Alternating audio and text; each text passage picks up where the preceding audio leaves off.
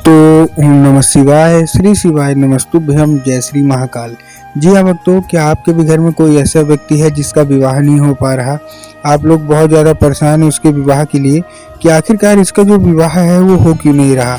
आपने सब तरकीब लगा ली उसके विवाह को कराने के लिए, लेकिन फिर भी उसका जो विवाह है ना वो होने का नाम नहीं ले रहा। तो आज का ये उपाय मात्र और मात्र आपके लिए है। क्या करना है, कैसे करना है, पूरा आपको समझाने वाला हूँ। तो बस उपाय ध्यान से सुनिएगा, अच्छे से करिएगा।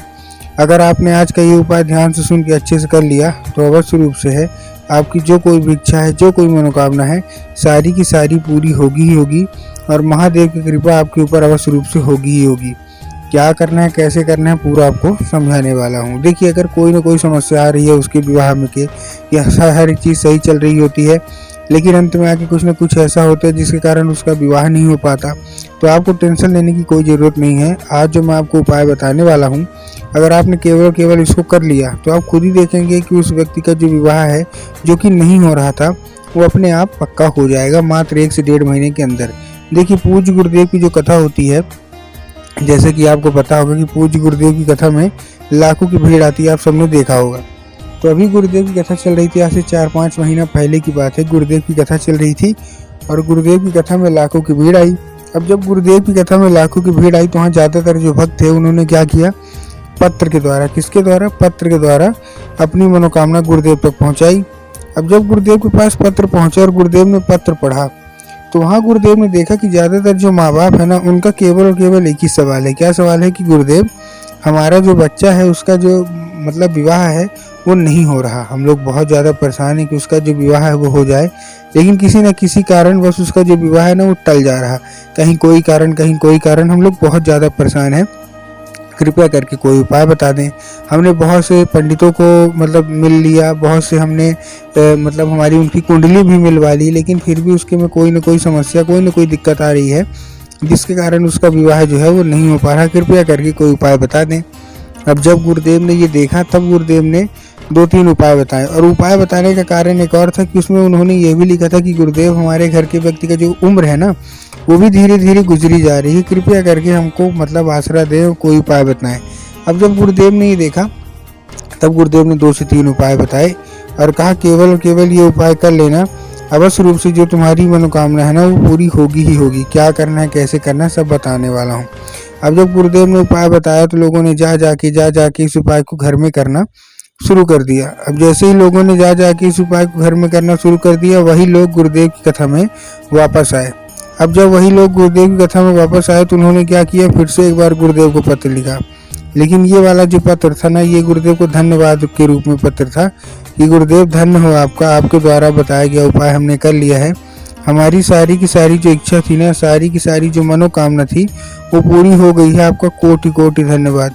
तो देखिए, जो भी मेरी आवाज़ सुन रहे हैं, अगर आपको भी जानना है कि आखिर ऐसा कौन सा उपाय है जिसको करने मात्र से जो लोग होते हैं जिनकी मनोकामना वर्षों पुरानी रहती है और पूरी नहीं होती, वो तुरंत पूरी हो जाती है, तो चलिए हम बताते हैं आपको आज की इस वीडियो के माध्यम से कि आपको करना क्या है। तो बस उपाय ध्यान से सुन के अच्छे से अवश्य रूप से कर लीजिएगा, ठीक। तो उससे पहले चैनल पर अगर पहली बार आए तो वीडियो को लाइक करके चैनल को सब्सक्राइब भी कर लें, ताकि पूजनीय पंडित प्रदीप जी मिश्रा के रोज़ नए नए उपाय जो कि मैं उनकी कथा से सुनता हूँ, श्रवण करता हूँ, वो भी मैं सबसे पहले आपको प्राप्त करा सकूँ, ठीक। तो देखिए, जो हमारा सबसे पहला उपाय है, उस उपाय में आपको करना क्या है। इस उपाय में आपको 3 काली मिर्च चाहिए और 3 काली मिर्च के साथ आपको क्या चाहिए, आपको एक धतूरा चाहिए। तो आपने 3 काली मिर्च ले ली और एक धतूरा ले लिया। अब देखिए, काली मिर्च और काली तिल में ना बहुत सारे लोग कंफ्यूज होते हैं कि काली मिर्च लेना है कि काली तिल लेना है। तब गुरुदेव ने साफ साफ बताया कि आपको क्या लेना है, आपको लेना है काली मिर्च, ठीक। उसके साथ आपको एक धतूरा लेना है। ले लिया धतूरा। अब धतूरा लेने के बाद आपको करना क्या है, जैसे आपने धतूरा लिया, धतूरा लेने के बाद आपको क्या करना है, चुपचाप अपने उसी व्यक्ति के बच्चे, मतलब जो भी आपका लड़का है, लड़की है जिसका विवाह नहीं हो पा रहा, उसी के हाथ में दे के उसको भेज देना है सीधा सीधा शिव मंदिर, ठीक। शिव मंदिर भेज दिया। शिव मंदिर जब भेज दिया तो उसको क्या बोलना है कि दक्षिण दिशा में खड़ा हो जाए और उत्तर की ओर अपना चेहरा कर ले।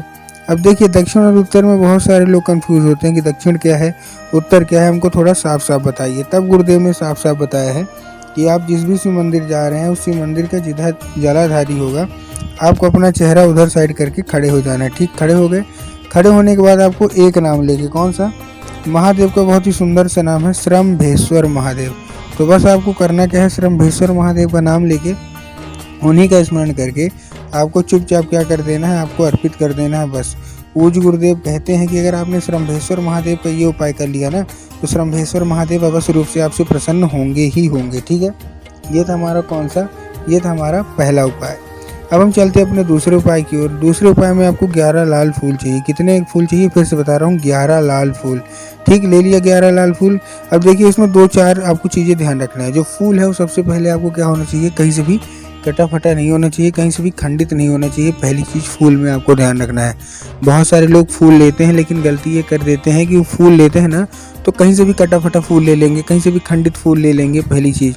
और दूसरी चीज़, आपको जो फूल है ना वो एक किस्म का नहीं लेना है।